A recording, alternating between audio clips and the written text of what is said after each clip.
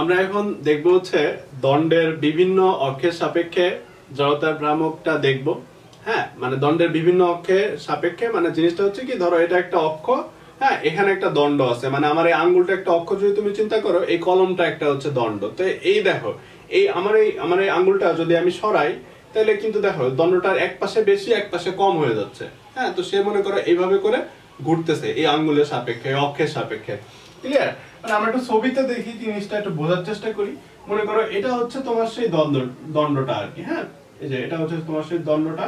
তো এই দণ্ডের যে দৈর্ঘ্যটা, সেই দৈর্ঘ্যটা হচ্ছে এল, মানে এখান থেকে এই পর্যন্ত হচ্ছে কত, এল। তো এই দণ্ডের মধ্যবিন্দুগামী কোন লম্ব অক্ষের সাপেক্ষে, মানে মধ্যবিন্দুগামী কোন লম্ব বলতে আসলে কি বোঝায় দেখো, মানে দণ্ডের ঠিক মাঝামাঝি দিয়ে যাবে, মানে দণ্ডের এই পাশে থাকবে হচ্ছে অর্ধেক পুরা দৈর্ঘ্যটার, আর এই পাশে থাকবে হচ্ছে কি বলো, অর্ধেক। ক্লিয়ার? তো আমরা আমাদের অক্ষটা যে এখানে থাকবে সেটাকে আমরা 0 0 পজিশন হিসেবে চিন্তা করি আর কি।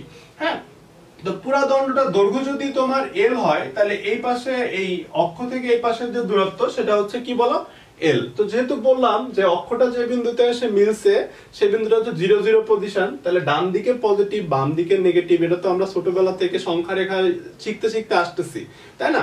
তাহলে আমাদের এইখান থেকে এই পর্যন্ত যদি -l/+l/2 হয় তাহলে এখানে কি হবে বলো, -l/2।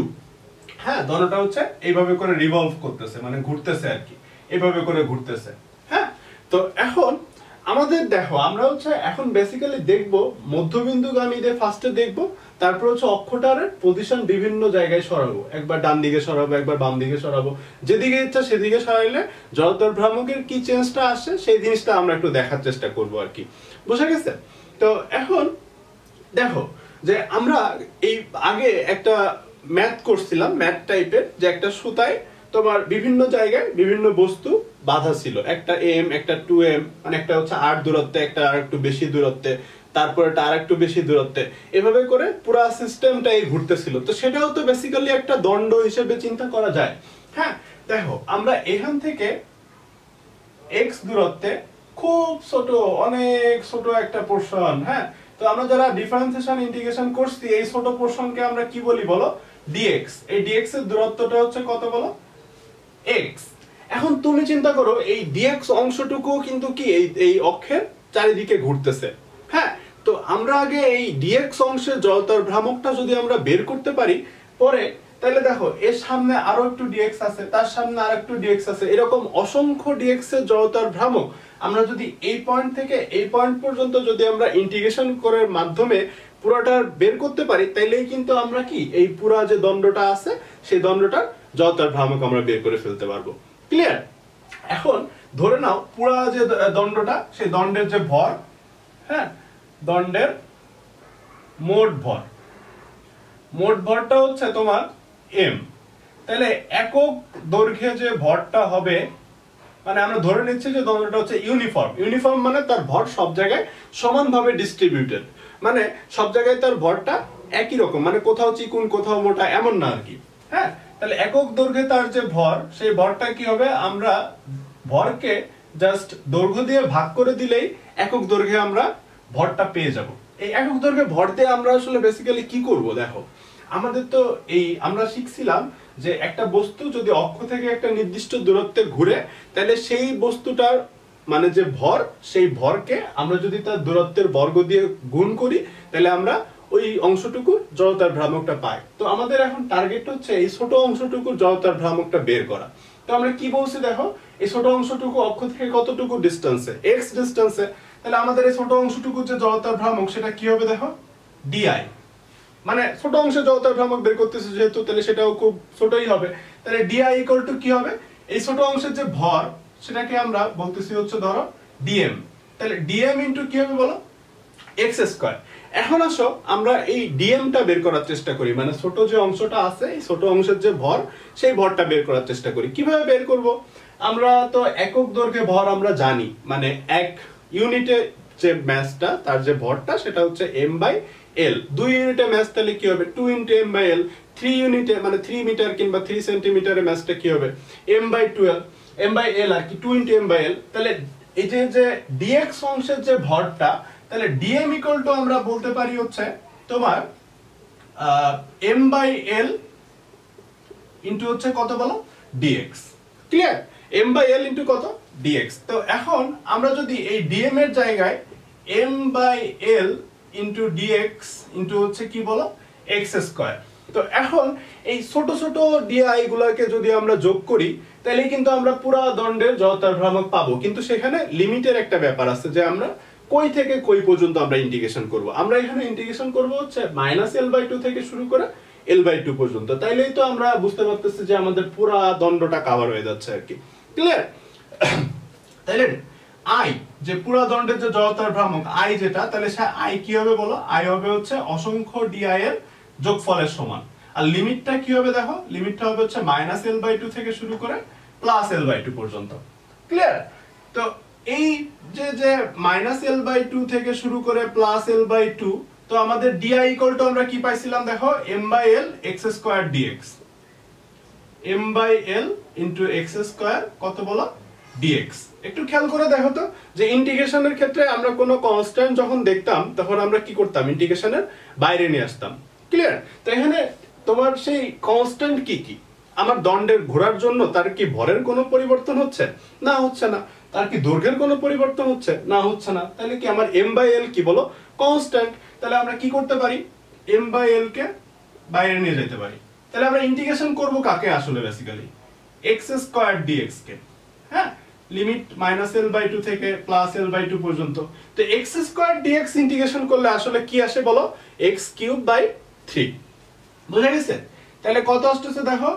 m/l x³/3 -l/2 থেকে +l/2। ক্লিয়ার? ওকে, ফাইন। তো এখন দেখো এই জিনিসটা তাহলে তোমার কি আসতেছে? এই জিনিসটা আসতেছে হচ্ছে আমরা আশা করি যে আপার লিমিট আর লোয়ার লিমিটটা আমরা বসাইতে পারি। তাহলে l/2 যদি আমরা বসাই x এর জায়গায় তাহলে আসবে হচ্ছে l³/24, যেহেতু একটা 3 আছে। আর -l/2 যদি আমরা বসাই তাহলে লোয়ার লিমিটটা বসাই তো আমরা মাইনাস করি, তাহলে মাইনাসে মাইনাসে প্লাস হয়ে যাবে। মানে জিনিসটা হবে হচ্ছে এমন m/l ইনটু আপার লিমিট যদি বসাই তাহলে আসবে হচ্ছে l³/24, আর লোয়ার লিমিট যদি বসাই তাহলে মাইনাস দিয়ে -l³/24 এমন কিছু একটা আসবে। তাহলে মাইনাসে মাইনাসে কি হয়ে যাবে দেখো? প্লাস হয়ে যাচ্ছে। তাহলে আমরা যদি প্লাস করি তাহলে l³/24 আর l³/24 মানে কত? 2l³/24।